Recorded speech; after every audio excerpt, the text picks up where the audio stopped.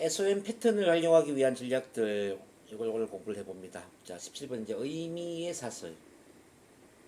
자, 이 의미의 사슬 보면요. If A equal B equal C equal D 플러스 then A 마이너스 equal D 플러스 만약에 A 마이너스가 B를 의미하고 B가 C를 의미하고 C가 D 플러스를 의미한다면 그때는 A 마이너스가 D 플러스를 의미한다 이런 뜻이죠. 자, 여기서 만약 A 마이너스가 학습 무능이라고 가정을 해볼게요.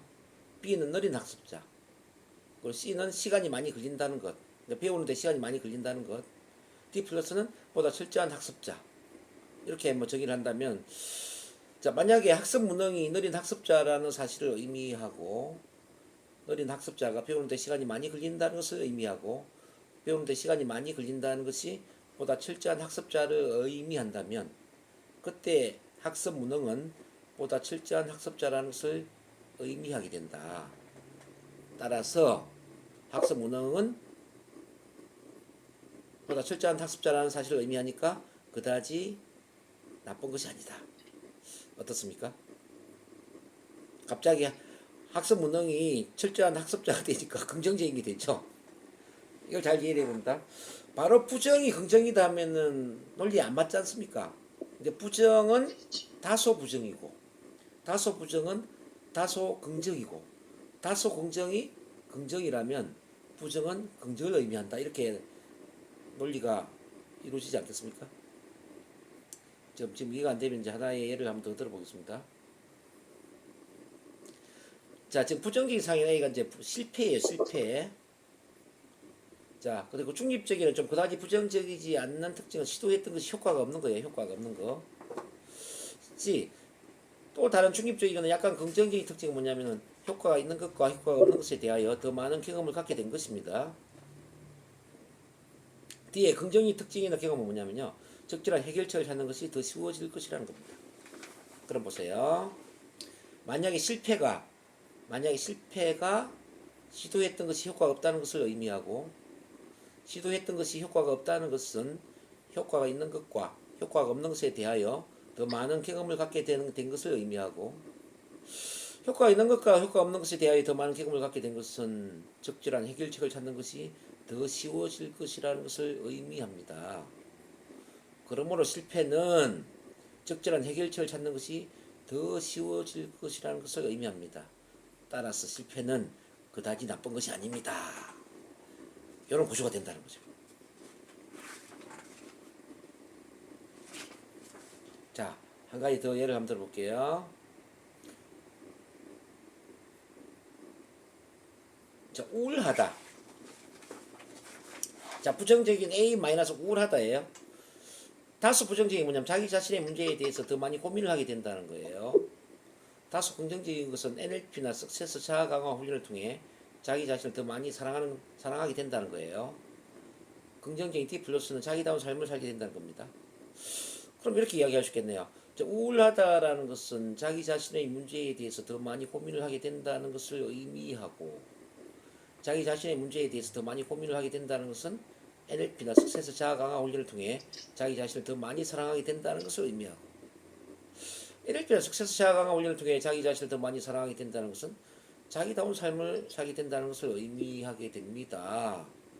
그러므로 우울하다는 것은 궁극적으로 자기다운 삶을 살게 된다는 것을 의미하게 되니까 그다지 나쁜 것이 아닙니다.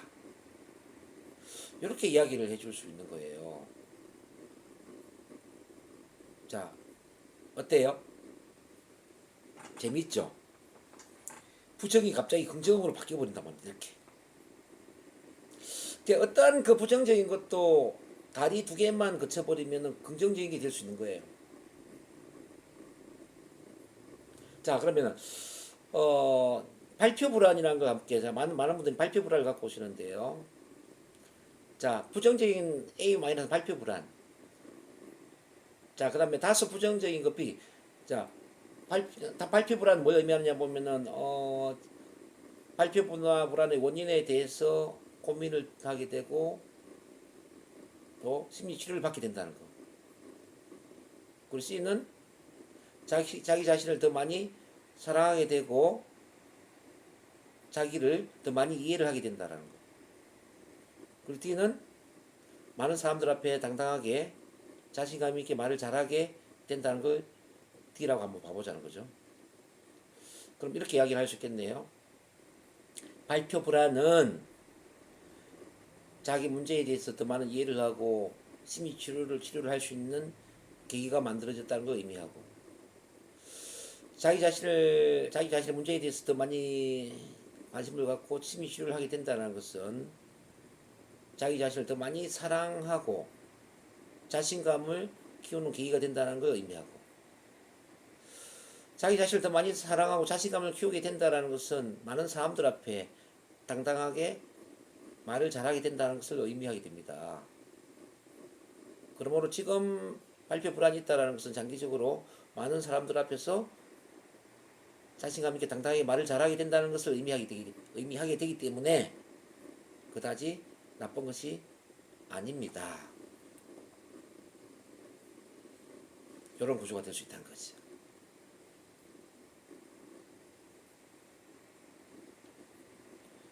자, 어때요? 자, 지금 우리 의미의 사슬을 한번 배워봤는데, 이번에는 원인의 사슬을 한번 이해를 해봅니다. 원인의 사슬. 자, 원인의 사슬 한번 이해를 해보겠습니다.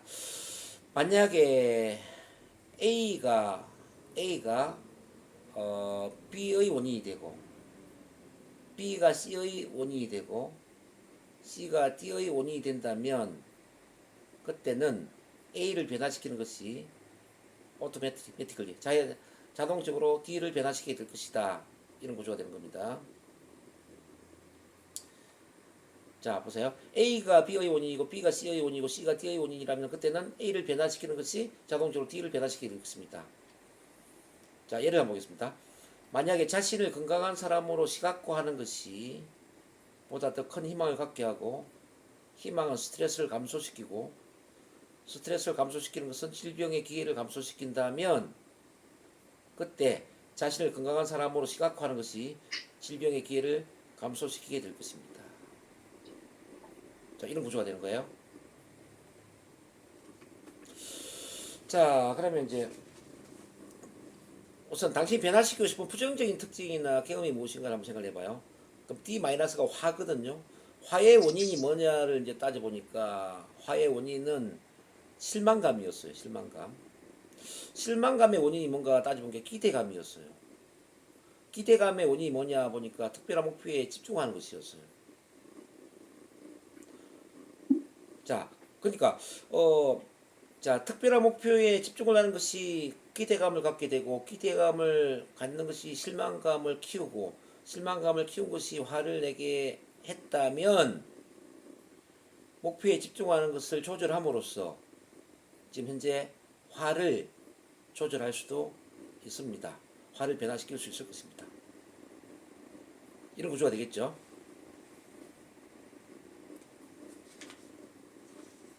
자, 예를 한번 더 보겠습니다. 자, D-의 긴장 떨림의 원인이 뭐냐 따지면 긴장 떨림의 원인은 남을 의식하는 마음이에요. 남을 의식하는 마음의 원인은 자기 사랑의 부족이에요. 자기 사랑의 부족이죠. 자기 사랑의 부족은 왜 생겼냐 보니까 어릴 때 사랑의 상처나 실패 경험이 있기 때문이에요. 그렇다면 어릴 때 사랑의 상처 또는 실패 경험이 자기 사랑의 부족을 만들고, 자기 사랑의 부족이 남을 의식하는 마음을 갖게 하고, 남을 의식하는 마음을 갖는 것이 긴장 떨림을 유발시켰다면 어릴 때의 사랑의 상처나 실패 경험을 심리 치료함으로써 지금 현재의 긴장 떨림도 해소하게 될 것입니다. 이런 구조가 될 수 있다는 거죠. 자, 이런 구조로 이제 이야기를 해 나가는 거예요. 자, 그러면 여러분들이 이제 문제 제기를 한번 해 보겠는데요. 자, 지금 우리 박미영 선생님 참을성 부족을 이제 D- 부정적인 특징으로 봤거든요. 근데 참을성 부족이 어디서 나왔느냐 따져보니까 성급하게 결과를 기대하는 마음에서 나왔다고 했습니다. 이 성급하게 결과를 기대하는 마음은 바로 욕심에서 나왔다고 했어요. 욕심은 사람들한테 인정받고 싶은 마음에서 욕심이 생겼다는 거죠. 즉 다시 말하면 이런 거죠. 사람들로부터 인정받고 싶은 마음이 욕심을 내게 하고 욕심을 내니까 성급하게 결과를 기대하게 되고 성급하게 결과를 기대하니까 참을성이 부족해졌습니다. 따라서 사람들로부터 인정받고 싶은 마음을 조정함으로써 현재의 참을성 부족도 해소하게 될 것입니다. 자, 이런 구조가 되는 겁니다. 자, 이해되셨나요? 네. 네. 우리 위지 선생님이 이제 강박을 부정적인 특징이라고 봤습니다. 강박이 왜 생겼냐 보니까 강박은 완벽해지고 싶은 마음에서 생겼다라고 했습니다. 이 완벽해지고 싶은 마음은 어디서 왔느냐 보니까 인정받고 싶은 욕구에서 나왔습니다. 인정받고 싶은 욕구는 사랑의 부족 때문에 나왔죠. 즉 사랑의 부족이 인정받고 싶은 욕구를 이끌게 되고 인정받고 싶은 욕구가 완벽해지고 싶은 마음을 만들게 되고 완벽해지고 싶은 마음이 강박을 만들었다면 사랑의 부족을 채움으로써 즉 자기를 온전히 사랑하는 마음을 채움으로써 현재 강박도 해결할 수 있을 것입니다. 이런 구조의 말이 되는 거예요. 이번에는 이제 더 강화시키고 싶은 긍정적인 특징을 한번 봅니다. 보다 더 강화시키고 싶은 긍정적인 특징. 예를 들어서 이제 여기는 강화시키고 싶은 긍정적인 특징 인내심이에요. 자, 인내심은 어떻게 해서 가능하냐면은 자, 수용. 인내심 원인에 해당되는 게 뭐냐 보니까 수용하는 마음이 커지면 인내심이 커지는 거예요. 자, 수용의 원인이 되는 즉 수용을 만들어내는 그 힘은 뭐냐 보니까 잘 될 거라는 믿음이에요. 잘 될 거라는 믿음. 잘 될 거라는 믿음은 어디에서 오느냐 보니까 장기적인 관점으로 전환하는 겁니다. 자, 그래서 보다 장기적인 관점으로 전환하는 것이 잘 될 거라는 믿음을 만들고 잘 될 거라는 믿음은 수용의 힘을 키우고 자, 수용의 힘이 인내심을 키울 수 있다면 보다 장기적인 관점으로 전환함으로써 인내심을 키우게 될 것입니다. 이런 구조의 말이 가능하다는 뜻입니다.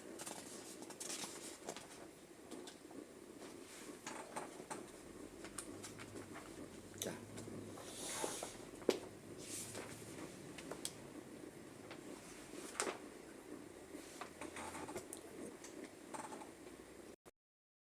우리 장정희 선생님이 이제 키우고 싶은 건 포용력인데요. 이 포용력은 바로 옳음의 원칙, 옳다라는 원칙이 맞을 때 포용력이 커진다라는 거예요. 옳음의 원칙은 어떻게 해서 키울 수 있냐면은 가치관 확립이 되면서 키울 수가 있다는 거예요. 이 가치관 확립은 바로 한 방향 자기 정렬된 힘에서 논다. 그런 점에서 한 방향 자기 정렬을 함으로써 가치관 정립이 되고 가치관이 정립이 되면 옳다라는 원칙의 힘이 커지고 옳다라는 원칙의 힘이 커짐으로써 포용력이 커지게 될 것입니다. 따라서 한 방향 자기 정렬의 힘을 통해 포용력도 키우게 될 것입니다. 자, 이런 구조의 말이 가능하다는 거죠. 19번의 비교와 프레이밍입니다. 비교와 프레이밍. A를 B에 비교하고 B를 C에 비교한다면 B는 A에 비해서 부정적이지만 C에 비해서는 긍정적이다. 자, 우리 간디에 비해서 나는 악인입니다. 근데 히틀러에 비해서 나는 성인입니다. 이렇게 비교할 수 있을까요? 그렇죠. 네네. 자, 나는 강남에 22정짜리 빌딩을 갖고 있는 사람에 비해서는 가난한 사람입니다. 나 방글라데시에 1년 수익이 100만 원도 안 되는 사람에 비해서는 나는 부자입니다. 이렇게 볼 수 있겠죠. 자, 어떤 대상과 비교하느냐에 따라서 내가 가난한 사람이 될 수도 있고 부자가 될 수도 있는 거예요. 자, 악인이 되고 성인이 되는 것처럼 이런 게 이제 비교라는 겁니다. 자, 이건 어려운 게 아니니까 그냥 넘어가고요. 자, 이걸 봅니다. 아주 중요한 건데 if A 플러스 B 마이너스 C D 플러스 자, 여기서 이제 중요한 건 B입니다. 만약에 B가 A로부터 유발이 되고 이 말이죠. 만약 B가 A로부터 A라는 긍정적인 의도에서 노는 것이고 자, C의 결과를 만들고 D 플러스라는 C는 또 D 플러스라는 긍정의 결과를 만든다면 그때는 B가 긍정적인 자 A라는 의도에서 나온 것이고 그리고 긍정적인 D라는 결과를 만드니까 그다지 부정적인 게 아니다 뭐 이런 이야기입니다. 상황이 이렇게 나쁜 게 아니다. 자 그러면 우리가 이제 이걸 예를 한번 들어봐봐요. 두려움은 자신을 보호하고자 하는 욕망에서 유발됩니다. 두려움은 또한 어떤 것에 무모하게 뛰어들지 못하게 방지하고 그것은 보다 생태에 적합하게 행동하도록 도움을 줍니다. 그러므로 두려움은 그렇게 나쁜 것이 아닙니다. 왜냐하면 그것의 긍정의 의도는 보호이고 그것은 보다 생태에 적합하도록 행동하도록 도움을 주기 때문입니다. 이런 구조의 문장이 될 수 있다는 거죠. 자, 또 한번 보겠습니다. 자, 이제 문제의 특징이나 기억은 B를 문제 한번 잡니다. 자기의심이라고 했어요. 이게 자기의심. 이제 자기의심의 배후에 숨겨진 긍정의 의도를 보니까 개선하고자 하는 욕망이에요. 개선하고자 하는 욕망. 그리고 자기의심의 긍정의 결과를 보니까 긍정의 결과는 자신의 한계에 더 잘 인식할 수 있도록 도움을 주는 겁니다. 그리고 그것으로부터 발생하는 긍정의 D는 뭐냐 보니까 보다 겸손하고 신중해지는 거예요. 자, 그러면 이렇게 문장을 만들어 봅니다. 자, 자기의심은 개선하고자 하는 욕망이라는 긍정적인 의도에서 나온 것이고, 자기의심은 자신의 한계에 대해서 더 잘 인식하도록 도와주고, 자신의 한계에 대해서 더 잘 인식하도록 도와주는 것은 보다 겸손하고 신중해지는 결과를 만듭니다. 그러므로 자기의심은 그다지 나쁜 게 아닙니다. 왜냐하면 그것의 긍정의 의도는 개선하고자 하는 욕망이고 그것의 긍정의 결과는 보다 겸손하고 신중해지는 것이기 때문입니다. 자, 이런 구조의 말이 될 수 있다는 거지. 자, 이게 이해가 되는지 모르겠네요. 논리적 수준을 변화시키기. 자, 이런 아래의 단계를 이용해서 설계할 수 있습니다. 우선 부정적인 아이덴티티를 확인합니다. 그러니까 아이덴티티라는 것은 나는 뭐뭐이다.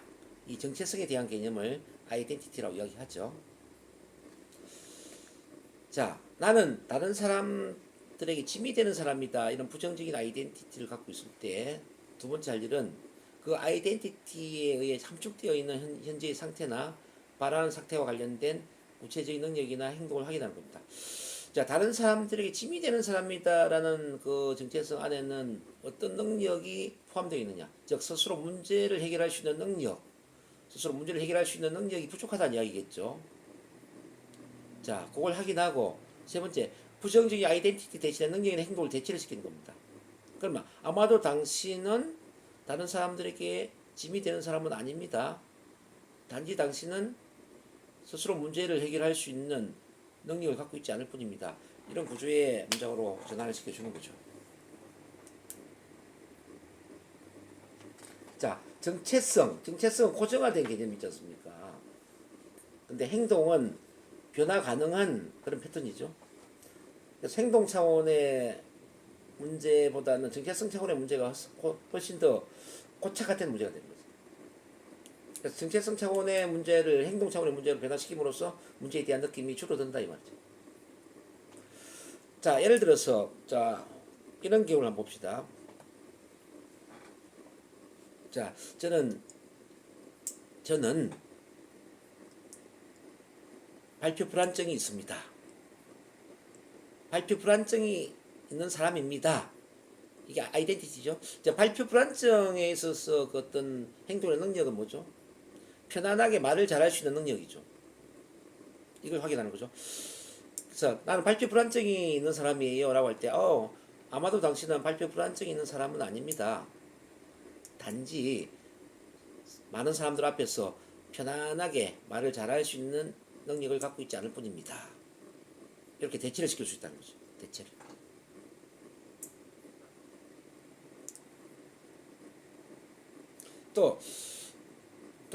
또 이렇게 이야기할 수 있죠. 저는 대인 공포증이 있어요. 전 대인 공포증을 가진 사람이에요. 이렇게 아이덴티티가 대인 공포증 있는 사람이라고 이야기할 때, 그 대인 공포증 안에 그 어떤 행동 능력은 뭐죠? 편안하게 사람들과 소통할 수 있는 힘이잖아요. 그래서 나는 대인 공포증 있는 사람입니다 할 때, 아마도 당신은 대인 공포증 있는 사람은 아닙니다. 단지 사람들과 편안하게 소통할 수 있는 힘이 부족할 뿐입니다. 음, 이렇게 바꿔줄 수 있다는 거죠.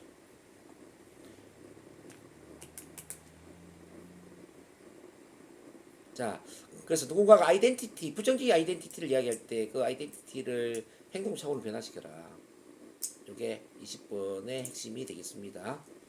자, 그 구조를 제가 말씀드렸고, 여기까지 이해가 되셨으면 손 한번 흔들어 주시기 바랍니다.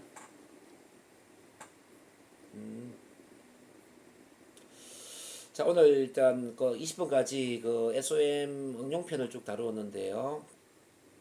저것도 이제 여러분들이 집에서 과제를 하나씩 쭉 하셔야 됩니다. 예문을 하나씩 만드세요. 그리고 다음 주 월요일 날 진행을 할 거거든요. 주소 연휴 주지만은 그 월요일 날 그대로 7시 반에 여러분들 강의를 진행을 하니까 그때 한 분도 빠짐없이 줌 미팅에 들어오시기 바랍니다.